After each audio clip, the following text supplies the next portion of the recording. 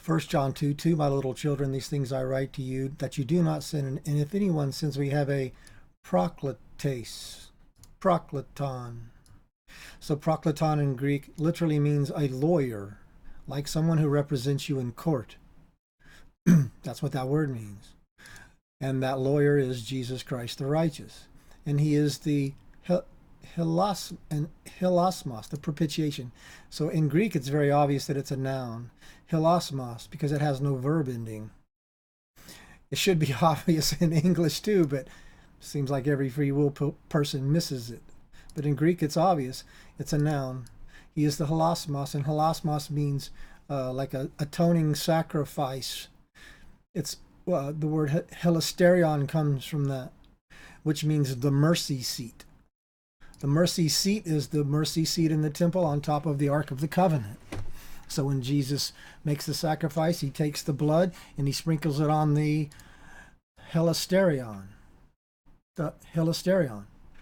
And he sits down and he becomes the prokletes, the advocate, the lawyer. That's where this comes from. It's all Jewish.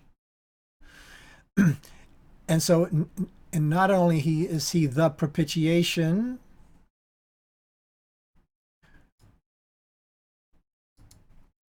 for our sins, but also the whole world. And this word entire right here, it's alu. It's not the Greek word all or pas. It literally means the entire, the all, the cosmos, the whole thing, literally the whole thing. Now world means orderly arrangement. Cosmos means orderly arrangement. All that's in the world is the lust of the eye, the lust of the flesh, and the pride of life. Jesus is the lawyer for literally all of it, not just ours, but all of it. He's the lawyer for it. He's the representative for it. It's a noun, not a verb. He did not propitiate sin for the entire world, but he is the propitiation or the lawyer for all of it. Jesus said, I'm the way, the life, and the truth. No one comes to the Father but by me. That's what he is. He's the way. You might as well just put Jesus is the way there. It's the exact same thing. It doesn't mean he weighed everybody, but he is the way because it's a noun. And here's why John said this, and the Calvinists miss it, and the free will people miss it. They all miss it. The next verses is why he said this. Now by this, he's going to tell you why he just said that. Not to say that Jesus wants everybody to be saved, like the free will people do. That's not why he said it. He's going to tell you why he said it. Now by this we know that we know him if we keep his commandments. That's why he said it. He who says, I know him and does not keep his commandments is a liar. Because he's the only way. He's the only lawyer. He's the only prokletes. He's the only propitiation for sin. So if you don't keep his commandments, he hasn't propitiated for you. And the truth is not in you, and he hasn't propitiated for you, because there's only one propitiator and one lawyer. That's why he said it. He didn't say this in order to say, hey,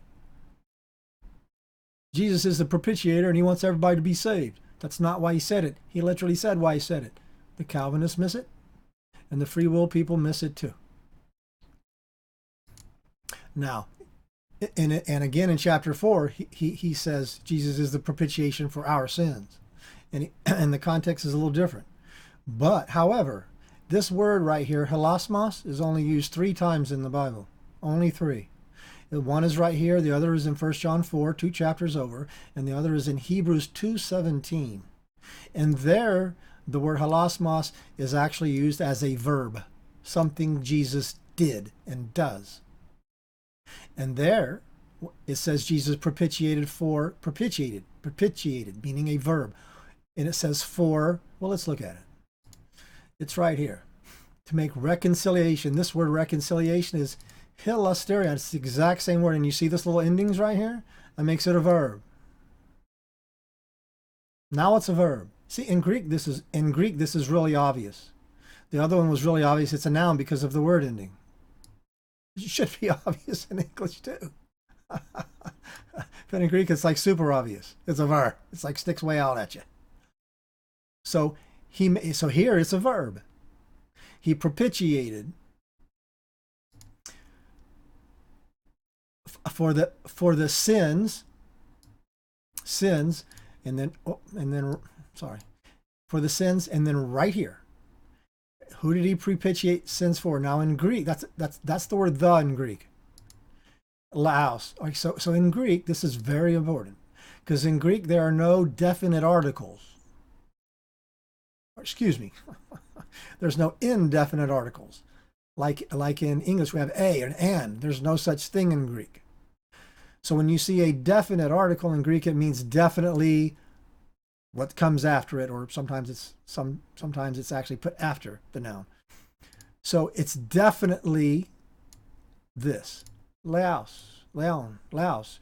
And Laos is like a Hebrew word. It comes from Hebrew, I think. But it means specifically a specific people, like God's people, like the Jews.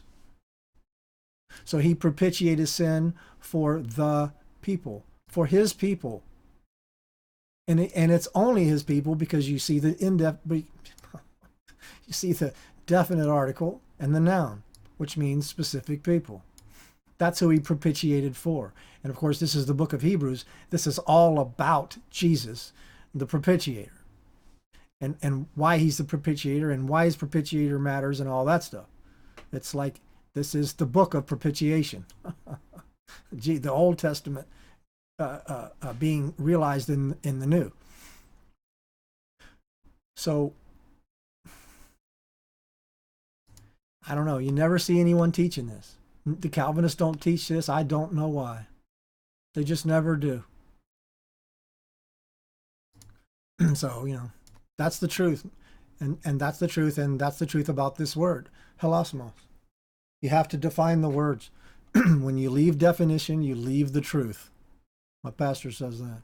When you leave definition, you leave the truth. You have to define the words. And you have to look at all the words all over the Bible and see how they equate. And you have to read very slowly and look at every single word. Whether it's a noun or a verb matters a lot. So there you go.